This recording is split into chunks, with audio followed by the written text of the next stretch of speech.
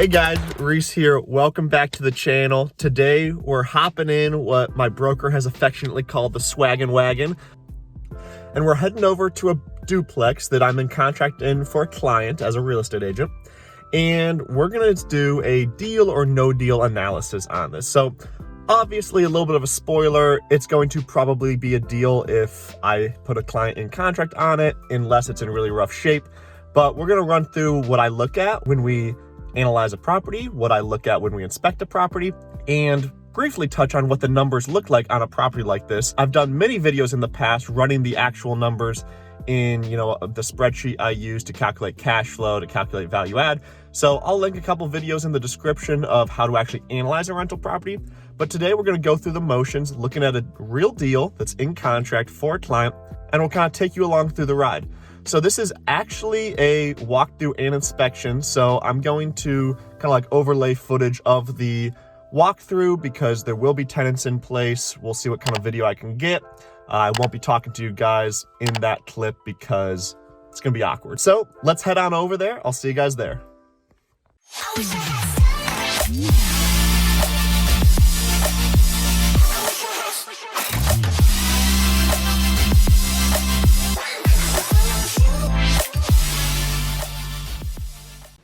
So here we are, once again, looking at this duplex. It's a 3-bed, 1-bath on each side that I am in contract for a client.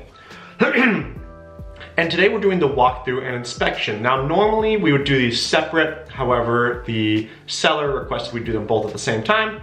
So here we are. Now, of course, you should always have an inspection on a rental property if you don't really know what you're looking for.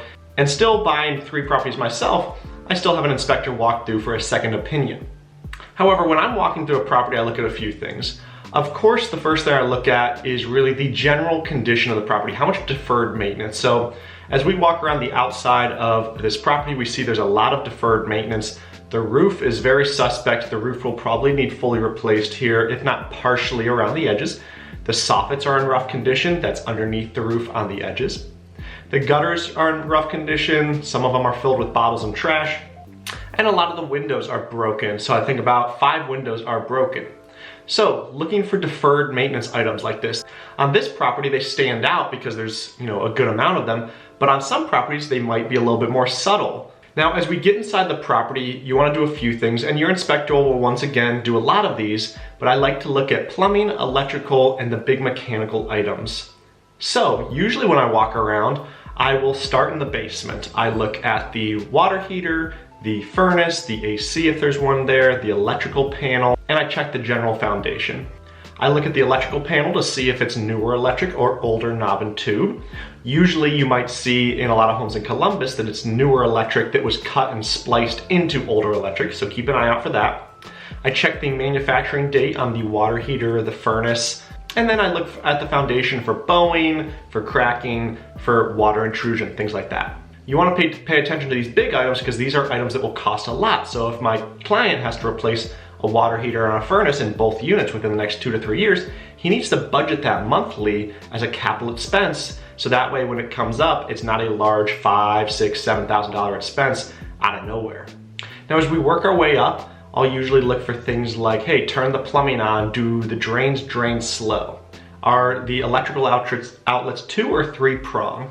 Are there GFCI outlets near water sources? Do all the lights come on? A lot of times those might be burnt out light bulbs. However, that could be an electrical problem. I flush toilets, I run the sink, I run the tub all at the same time to see how is the draining. A lot of times you'll have issues where a handyman came in and fixed some plumbing and did it super incorrect, and so you flush the toilet and run the sink at the same time and the sink won't drain. Things like that. And of course, as I walk through, I'm taking mental or physical notes on things that I will renovate when I actually close on this property. So I want to keep an eye out for those big items, but what else do I need to renovate? Do I need to do new flooring in the house, new paint, rip out all the kitchen cabinets? Can I save the kitchen cabinets? New countertops only, maybe paint the kitchen cabinets, new appliances, are there existing appliances, things like that. Now this house needs a lot. There's a lot of deferred maintenance on this property. There is obviously a lot of trash, a lot of clutter on the property.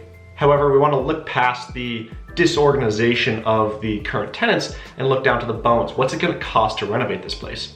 When reviewing with my client, we kind of talked about things like, hey, new floors, new paint, pretty much a full kitchen, new floors in the bathroom, new vanity in the bathroom, new tub surround, new toilet, keep the current tub, things like that. And then the exterior maintenance items.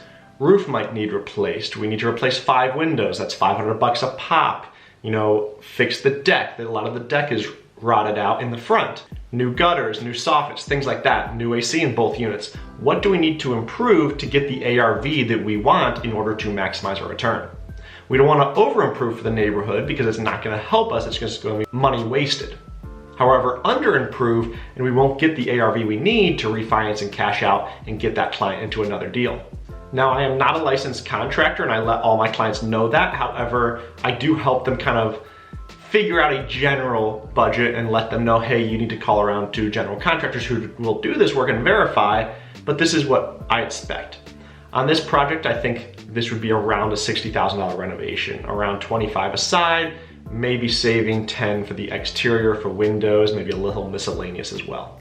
And so on this deal, since we're in contract, I won't tell you exactly what price we purchased it at or the ARV. However, I would normally plug these numbers, plug the market rents into that calculator you've seen me use before. And I'll leave a link in the description for how to analyze a rental property. I've made a video on that in the past. However, we've come to the conclusion that yes, we would like to get some money off of the purchase price after this inspection for the major items. However, we probably won't be able to because there's a lot of backup offers and well over ask offers, and we're actually under ask. So he would still move forward with the deal even if we can't get anything off. However, we're gonna pick out a little bit.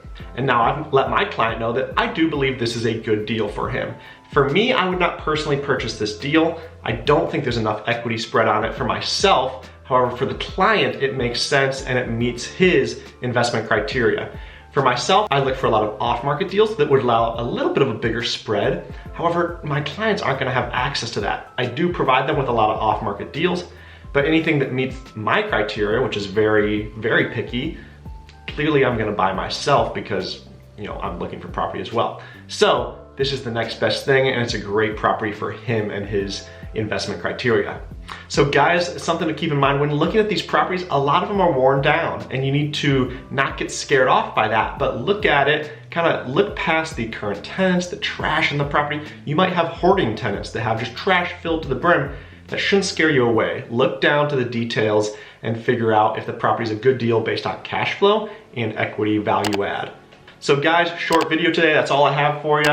Hope you enjoyed this type of content. Like and subscribe if you're new to the channel. Really appreciate you all. I'll see you guys in the next video. Thanks so much. Have a great day. Bye.